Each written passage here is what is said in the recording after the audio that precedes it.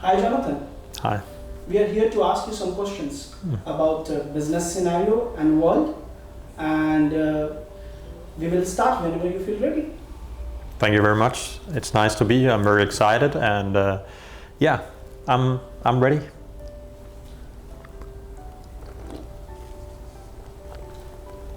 So, Jonathan, how is the current business scenario is helping to reduce carbon footprint for consumers? Oh, that's really a good question, and a big question, I would say. It's not. It's a short answer. I would say that the current approach, business approach, is really not, I would say, solving the challenges of today or tomorrow, and that counts for most global challenges we have, if you ask me, and also, of course, the carbon footprint, and it will take much more from the business community to, I would say, change the objective. There is way too much, still I would say, way too much focus on being profit driven, and but let me be clear about that. It's not a problem to be profit driven. The problem occurs when it's the only objective. So that is actually what we need. We need to change the business community kind of from within, so to speak, to create a broader understanding of what business is really about. And business is not just about driving profit. It's also about using resources, business resources, to create a better tomorrow, I would say, to create a bigger positive impact. It could be locally, but it could certainly also be globally. So back to your question is, do we do enough to change the way we do business so we have less negative impact in regard to the carbon footprint? No, we don't. But I also believe always a balance is a good approach, and these things takes time, and we have to accept that fact. I would say it takes time to change a mindset. It takes time to change a culture wherever that culture is built. But I would also say I actually believe that the business executives of today in the big corporations and mid-sized corporations is, they should start believe more in themselves and what they can actually achieve with the organization they have and the company they have. There is a lot of, I would say, lack of hope in the business community, or lack of will to really make that needed change. But on the flip side, there's also a lot of positive change happening, not least driven by politicians and consumers, I would say, especially consumers. So yeah, we're living in a very interesting time, actually. We are living in a time where we have a world population who have easy access to distributing their belief, their opinion through social medias and so on, and that raises a whole, or I would say, movement potential of movement towards a better tomorrow, driven from the consumer level, I would say, because that's what it takes in the end of the day. If the consumers change their behavior, the businesses has to follow or die. So that's actually the strongest. That's actually the strongest tool to change how business is done, is that consumers are changing their behavior when it comes to what they buy. I would want to elaborate to you on the more part of how you think that business is going to make a better tomorrow for people and planet. I'm very optimistic. I actually believe that business, I would say entrepreneurship and business of tomorrow will be very different from what we see today.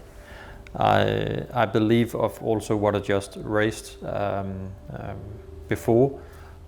I actually believe that we live in a world with a growing understanding of the problems of today and tomorrow. The level of transparency, I would say, is very, very high. And what does that mean? It means that data is public. So it's very difficult for companies not to operate in line with what is, I would say, legal and in line with what the consumers expect. If they are not, they can't hide it. So we have a transparency level when it comes to data and the way businesses run their business, and which is very high and it's growing, which is very good. And then we have a world population who is growing their consciousness, I would say. They become more and more conscious. And those two combined, if we try to project that, I would call it facts, if you project that a bit into the future and say, with a growing consciousness and a transparency level, which is very high and growing, would a traditional way of doing business be possible? No, I don't believe so. The consumers will expect much, much, much more from the companies they support through buying their products or services. So I would say, whether the companies like it or not, whatever we are taught in the universities about what business is about, businesses has to first and foremost make profit and all that, which is not untrue. It just not cover the whole story or the whole meaning of a business or potential of a business. But it's not enough. That's the point. It's not enough, and it's changing rapidly. And that is actually also why we are seeing more and more business, I would say traditional businesses, looking into how can we create something more meaningful that just have one singular focus of driving profit to our shareholders, you could say. So that's the inner core of, I believe, we see and will see in the future, that businesses will be driven or run much more aligned with a bigger purpose than just driving profit. But it's both, certainly, I believe. Businesses will not become NGOs, but I believe that what we will see in the future, and which has already started, certainly, is there will come a new kind of business, a kind of business which could be a kind of hybrid between a traditional business and a traditional NGO. I actually believe that would be the strongest tool, business-wise, or the strongest business model, I would say, for future business, because you combine the best from two worlds, and at the same time we will solve the challenges of tomorrow and of today, of course. And that is what business can be used to. I can't see better or stronger or more impactful area than the business area, because we have all the resources there.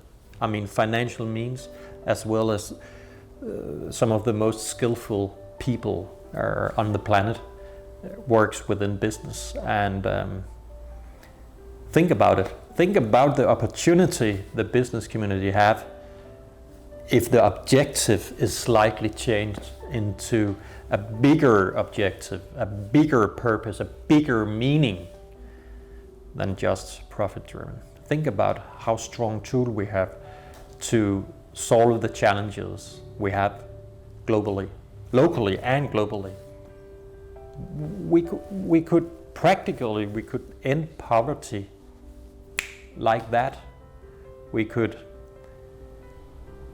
end the lack of literacy like that. You know, it's such a strong tool, and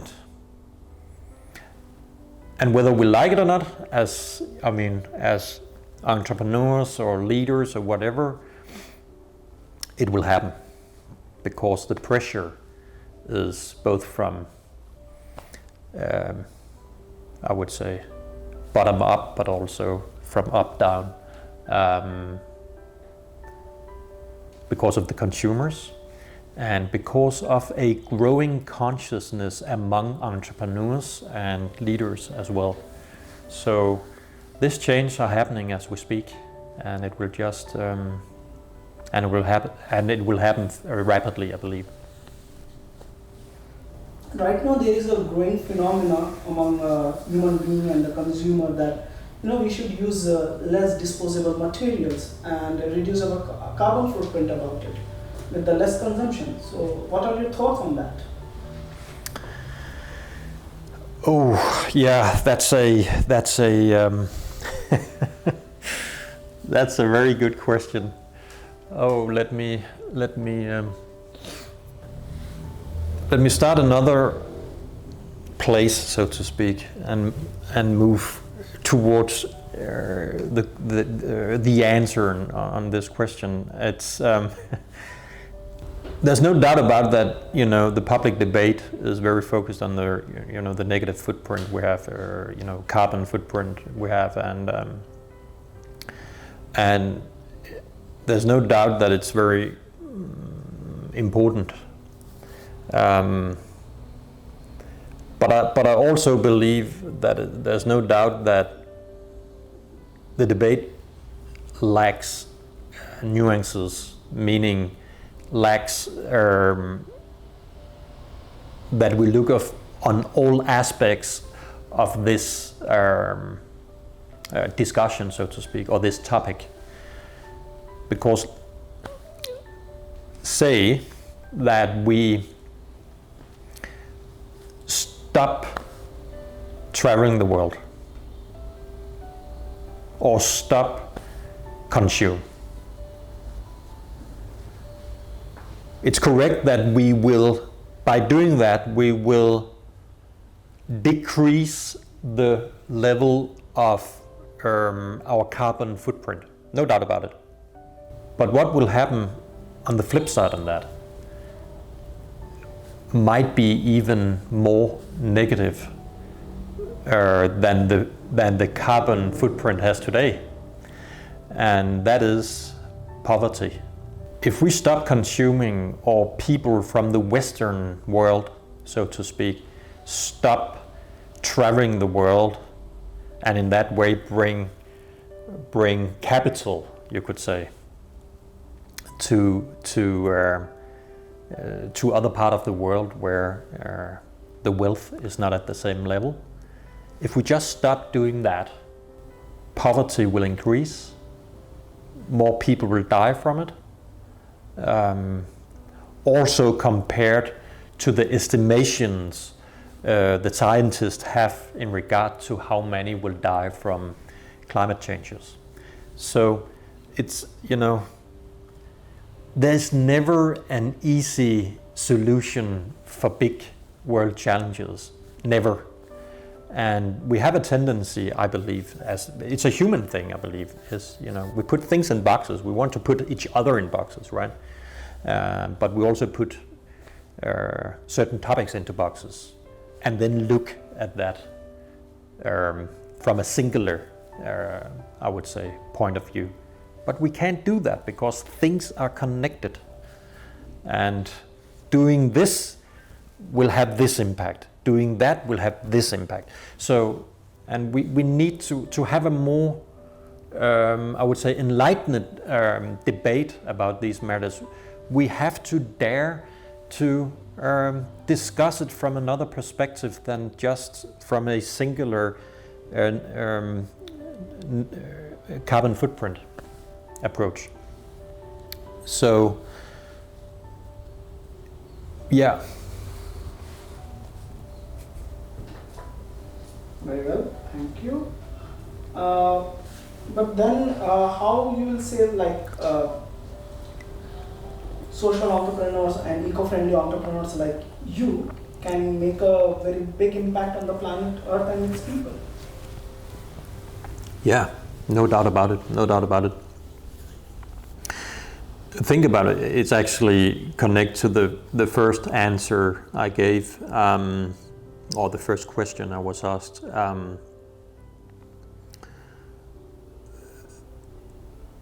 There's no doubt that most resources are within the business community.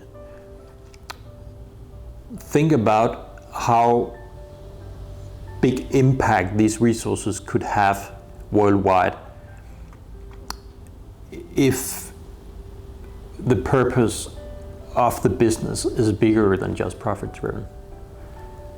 It's think about if all these people working within the business community begin to focus on not just being a profit driver, but also being a driver for positive change. And those two can certainly work together. It's not either or. It's certainly both and that's what I believe. That's what I believe, and that's what I see when I try to look into the future, and that we'll see more and more entrepreneurs, more and more businesses have this agenda and have this purpose, that use business, but use it for the good. Positive change, positive impact. Yeah. What do you think then, how we can bring more balance between this, the less consumption, or the business will provide more option to consumer to doing the consumption in an ethical and conscious way? What are your thoughts on it? Oh, that's really a good question. Yeah, because as I said before, we have a big challenge if we just stop consuming. I think if we want both, which I believe is necessary, meaning that we on one side need to continue consuming because it's actually distributed wealth for more people. There's no other tool in history as a tool of trade that have lifted as many people out of poverty as this, you could say, capitalism has. What we need is another perspective on capitalism. So it's not something else. It's an adjustment, a kind of good capitalism. It's actually a phrase, or well-known phrase, a well-known discussed topic. good capitalism, or capitalism for positive change. So we have both. That's very necessary if we want to reduce or get rid of poverty. So we have that on one side, and then we have on the other side, of course, that a growing consumption also means a bigger negative carbon footprint and other negative footprints. Plastic, for example, other kind of waste challenges. So yeah, a new way for capitalism, adjustment of capitalism, the free markets, free trade, so to speak, which helps people to grow their economies, societies, countries to grow their economies, so it grows wealth in the nation. That's absolutely crucial. History tells us that there's no other alternative to that, or we have not found it yet. It's also possible, of course. But until we find something totally different than that model or that tool we call capitalism, then I think the next, I would say, the next level should be to adjust that. So it's I would say capitalism, but with a higher purpose than just, again, than just with a singular focus on as a profit driver. Capitalism meaning that it's a driver for positive change in the world. And then on the other side, okay, how can we then keep on developing markets and evolving markets, new societies, countries, but have to do it in a way where the negative footprint is less. That should be the objective for all companies, actually. Do both. So how can we create products in a way which has a less negative footprint on the planet? And that comes down to the carbon footprint, the waste, I mean plastic, and so on and so on and so on. We should look into how we create the products we create. Because if they have a less negative footprint on the planet, it's not a problem that we sell more of it. So it goes hand in hand, I would say. It's again, we're back to what we talked about earlier. It's not either or. It's very rarely either or. Life is not either or. Life can be both and. We just need to find the balance and the right path through it. But a right path doesn't come from a narrow, I would say narrow focus or narrow perspective into their discussion about these solving these big challenges. We need to have the nuances in mind and dare to discuss them as well. And we are not there, unfortunately, on that part. So yeah, I think that's the way, I believe that's the way how we can solve both challenges. Both the poverty part, the lack of literacy part comes with trying to solve the poverty part, and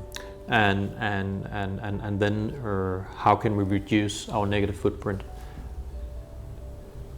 So it's actually, it relies very much on the companies, I would say, and connected to what I said earlier, in that way it relies very much on the consumers. as well.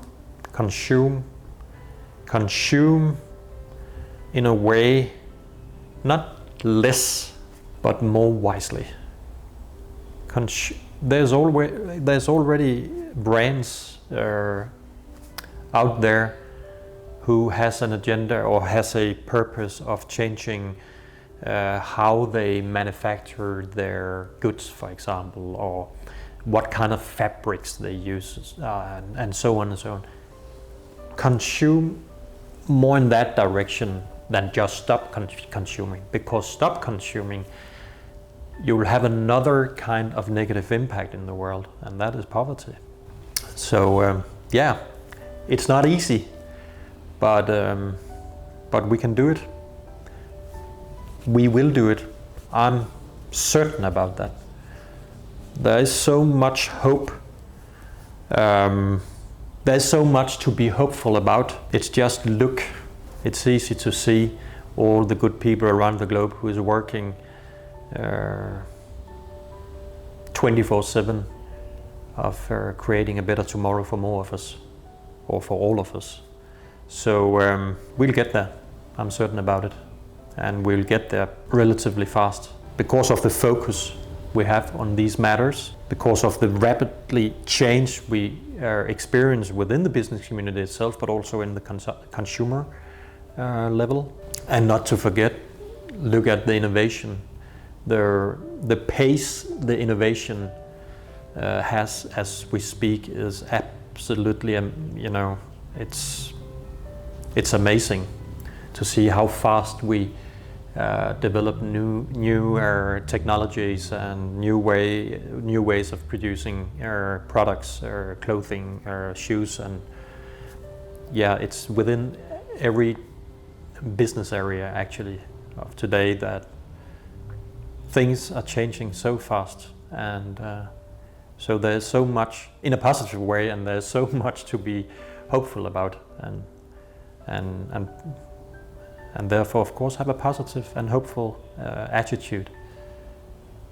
Fear doesn't solve anything. Fear just get us to make the wrong decisions. That's never clever. That's never wise. So we should bring hope in again and look into a future of hope, and then take the right decision from a state not of fear but of hope, and then we'll get there, I'm certain. As you mentioned, there's global challenges. How you think your own company, your investment as a social and conscious entrepreneur is solving and trying to help to solve these global challenges? If you can talk about it. Yeah, of course. Of course I can talk about it.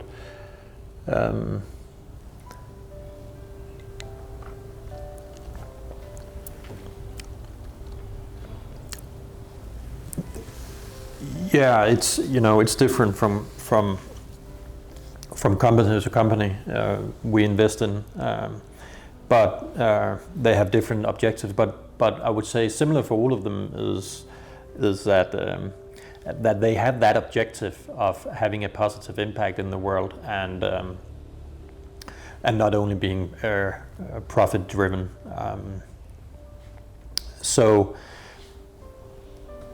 But if we should look at one people in particular, it's one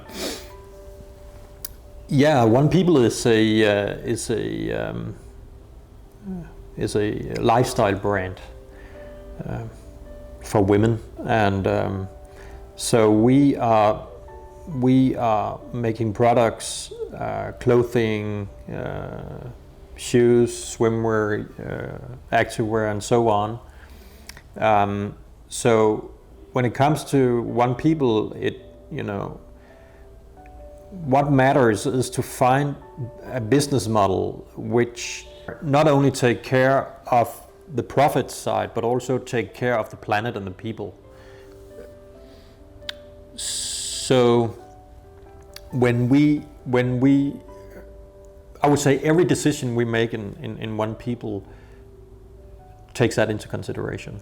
of course it has to drive profit. Otherwise, you don't have a business. Not for very long. But on the other side, it also have to take care of nature. So how can we do that? How can we reduce our negative footprint? And we do it in many different ways. First and foremost, the fabrics we use. We try to get as close to 100% being 100% eco-friendly or planet-friendly, you could say.